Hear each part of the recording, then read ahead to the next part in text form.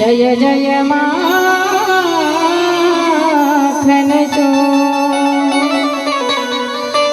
नमामि सद्गुरुं शान्तं सच्चिदानन्द विग्रहं पूर्ण ब्रह्म परानन्दम् ईशानन्दी वल्लभम्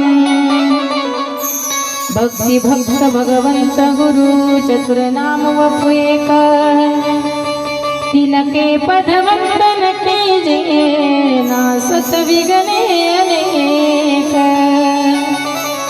नासत विघ्ने अनेक श्याम श्याम बोलना राधे राधे बोल राधे राधे बोलना श्याम श्याम बोलना राधे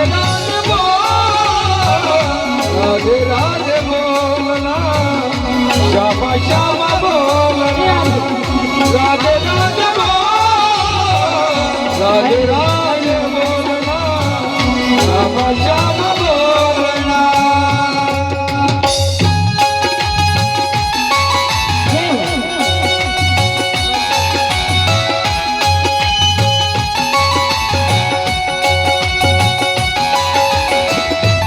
करे सुख में करे ना कोई, अरे जो सुख में सुमिरन करे तो दुःख काय को होवे.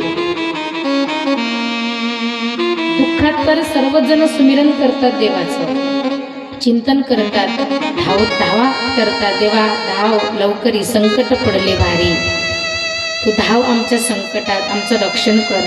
तो धावतो. का महाराजांचं प्रमाण आहे, धावून या सगळ्यांची कामे करी भाविकांच्या मेळ्यात तो दिसला आहे. कोण्या मेळ्यात तो परमात्मा दिसतो, जो भाविक आहे, विद्वान आहे, भक्तिवान आहे, आचारशील आहे, सत्य बोलणार आहे, अशा भाविक माणसाच्या जीवनामध्ये तो परमात्मा दिसत असतो, धावत असतो. अरे कोण कहते है भगवान आते नहीं, तुम मीरा के जैसे बुलाते नहीं. कोण कहते है भगवान खाते नहीं, बेर शबरी के जैसे खिलाते नहीं. कोण कहते है भगवान नाचते नहीं, गोपियों के तरह तुम नचाते नहीं. कौन कहते हैं भगवान सोते नहीं, माँ यशोदा की जैसे सुलाते नहीं. सगळं तो करतो, धावतो, खातो, पितो, राहतो, धावत येतो. त्यालाच भक्ती म्हटलेलं आहे. भक्ती म्हणजे काय? देवाचं पूजन केलं, देवापुढं दिवसभर बसल्यानंतर त्याचं चिंतन केल्यानंतरच भक्ती नाही सांगितली. ती तर आपली आनंदाकरता भक्ती आहे. तशी जर भक्ती असती तर सावतोबाच्या मढ्यामध्ये परमात्म्याला जायचं काम पडलं नसतं. गोऱ्या कुंभाराचे त्या ठिकाणी गोरा कुंभार मडकी गळून आला. नवलाची गोष्ट ऐक सके बाई, कुंभाराने बाळ तुडविले पायी. कुंभाराने बाळ पायाखाली तुडवलं तरी देवाचं चिंतन सोडलं नाही. अनेक संतांचं उदाहरण या ठिकाणी देता येतं. अनेक संतांचं उदाहरण आहे. मीराबाई करता तो धावत आला, सखूबाई करता सखूबाई झाला, जनाबाई करता सुद्धा धावत आले माझे परमात्मा. म्हणून आपल्याही जीवनामधलं संकट निवारण करणारा तो परमात्मा आहे. पण आपण कधी खचलं नाही पाहिजे. सांगितलं काकांनी, आपले सरपंच काकाजींनी, जीवनात दुःख येतच राहतं. किती वेळेस त्यांना आत्महत्या करण्याचं त्यांच्या जीवनामध्ये हे घडलं, पण त्यांनी त्याला पारावा देऊन त्या ठिकाणी आजही ती जीवन जगत आहे. पण जीवनात ही सुख दुःखाची पायरी आयुष्यामध्ये चालतच असते. कधी सुख आहे, कधी दुःख आहे. म्हणून काम करते चलो, नाम जपते चलो, हर समय कृष्ण का ध्यान करते चलो. देवाचं चिंतन मुखात असूनही सुद्धा घरातले आपले कामे होतात, दारातले सुद्धा. शेतावरती मजूर जातो त्यांच्या सवे, भाकर भाजी खाऊन राजे गात से गोडवे.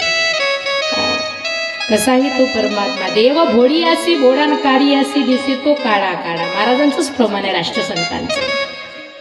देव कसा आहे? भोड्यासोबत बोळा आहे, काळ्यासोबत काळा आहे. जो भोड्यासारखा जीवन जगतो, जो त्या ठिकाणी बोडसर आहे, त्याला कळत नाही, त्याच्या पाठीमागे सदैव परमात्मा उभा आहे. देव बोडी असी बोडा काळी असी दिसे तो काळा काळा. मग कोणाचा तो कसा आहे? पापियांचा राहे काळ, निर्मळासी तो निर्मळ. पाप्यांचा काळ निर्मळासोबत निर्मळ आहे. कुणाचा वध केला? वध पुतनेचा करी सुदामाची करी चाकरी. पुतनेचा वध केला पण चाकरी सुदामाची केली. म्हणून संकट काळी तो परमात्मा, तो जगजेती, तो वनमाळी आपल्या सदैव पाठीशी उभा असतो. म्हणून आपल्या जीवनामध्ये सुख दुःख हे समान आहे हो. दुःखात माणसाने कधी खचावं नाही. म्हणून कुंती मातेने म्हणावं परमात्म्याला, कन्हैया कृष्ण मला माहिती आहे तू माझा भाचा आहे. वसुदेवांचा तुम्ही पुत्र आहात, यशोदेचा तुम्ही पुत्र आहात. वर्णन केलं गोकुळामधलं, तेव्हा कुठं तिने दुःख मागितलं. म्हणे सतत तू माझ्या पुढं असावा, सतत तुझी मला आठवण यावी, म्हणून माझ्या जीवनात फक्त मला दुःख पाहिजे. पण माणसाच्या जीवनात सांगितलं त्याने, दुःख असेल तर समजून चालायचं स्वतःला की आपण किती भाग्यवान आहोत. पण दुःखच आपण त्या ठिकाणी टाळू शकत नाही. दुःखच आपल्याला त्रासदायक असतं. दुःख आल्यानंतर आपण त्या देवाला म्हणतो, देवा आम्ही कोणाचं काय केलं की आमच्या जीवनात एवढं दुःख. अरे देवाला दोष देऊन काही चालणार नाही.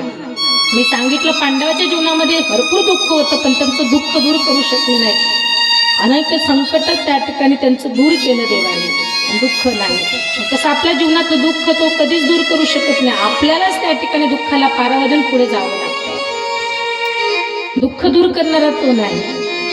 आपल्या ह्या ते दुःख भोगायला असतं, ते भोगावं लागत असतं. चुकते काय पुन्हा भोग असे, राजा प्रजेला चुकलं नाही चुकलं राजा प्रजेला. म्हणून ते दुःख मागितलं. त्यांनी सुंदर विषय मांडला तुमच्या पुढे. आज त्यांनी सांगितलं जो गरीब आहे तो खरा श्रीमंत आहे. म्हणजे गरीब जर नसेल जगामध्ये जीवनामध्ये तर तो श्रीमंत होणार नाही. बरोबर आहे त्यांचं. असं वाटायचं की त्यांचं भाषण ऐकतच राहावं. आणि इकडे कथा आहे. आणि मला माहीत आहे तुम्ही कथेच्या आनंदाकरता बसलात. आणि झाकी दिसल्यानंतर त्याच्यापेक्षा आनंद उमळतो आपला. काल पाहिलं मी, पण आजही सुद्धा ती झाकी आहे. आपल्याला कथेपर्यंत पोहोचायचं आहे. आणि वातावरण थोडंसं वेगळं वाटत आहे. म्हणजे पडदे जास्तच हलायला लागले नाही ना. त्या लाडकीला झालं होतं. 7व्या दिवशी भरपूर पाऊस झाला. लाडकीला कथा झाली मागच्या महिन्यात.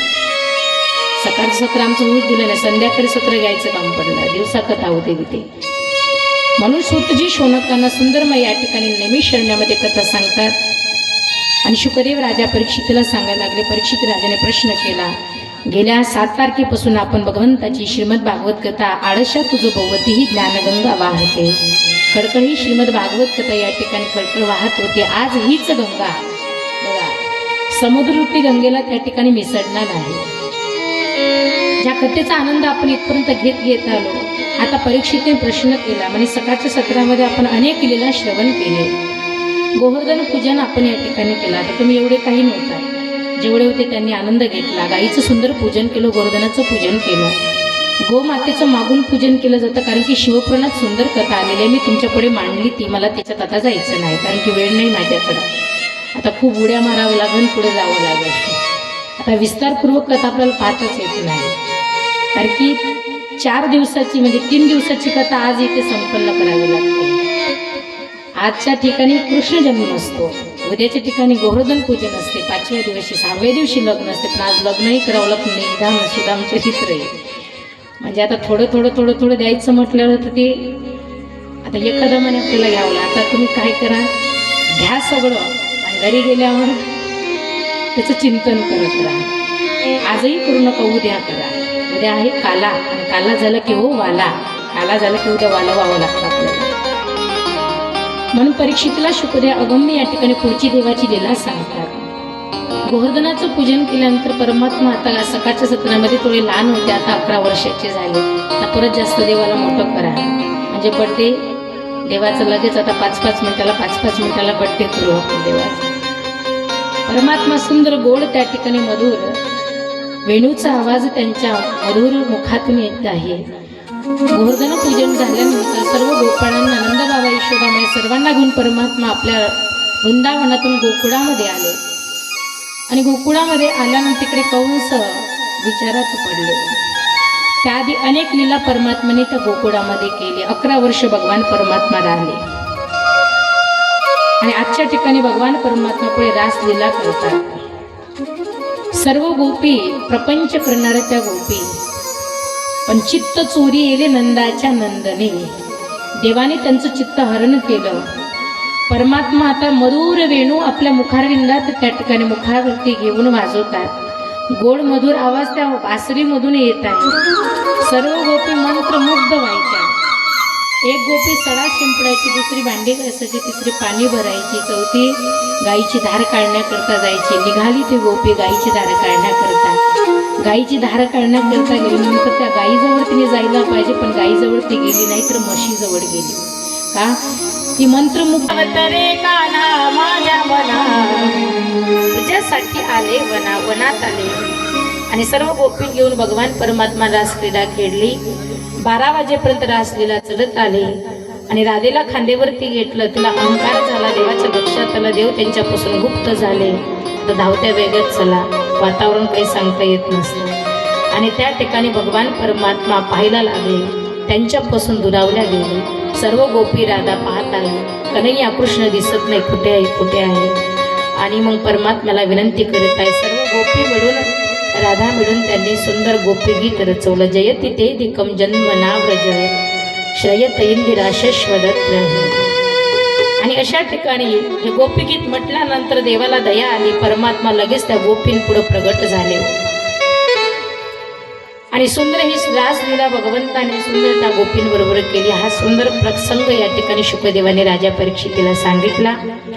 आणि त्यानंतर इकडे जे कंस राजे होते, त्या कंसाने विचार केला, आपला 8वा काळ वाढत आहे. गोकुळात नंदा घरी कृष्ण वाढतो, मथुरेचा कंस मामा बोट मोडितो. कंस मामा बोट मोडायला लागले. म्हणे आता माझा 8वा काळ कसा ठार करायचा विचारत पडला कंस. तो म्हणायला राजा होता, पण काही बुद्धी चाले ना. म्हणून त्यांचे जे पहारेकरी होते, चानूर आणि मुष्टी, त्यांनी सांगितलं, म्हणे ऐका राजे आमचं, म्हणजे कृष्णाला बलरामाला जर ठार करायचं असेल तर इथून किती राक्षस पाठवा, जमणार नाही. मग त्यांना बोलावून घ्या मथुरेला. मग कंसाच्या लक्षात आलं हे बरोबर आहे. मग परत असा विचार केला, म्हणजे कशा करता बोलवायचं, काहीतरी कारण निमित्त लागेल. म्हणे धनुर्याग यज्ञ करायचा ठरवा आणि तो कन्हैयाच्या बलरामाच्या हाताने करू. बरं, स्वच्छ करीत होते, स्वच्छ करू या गाव सगळे, या जणी व या क्षणी. येते का? म्हणा नाही का?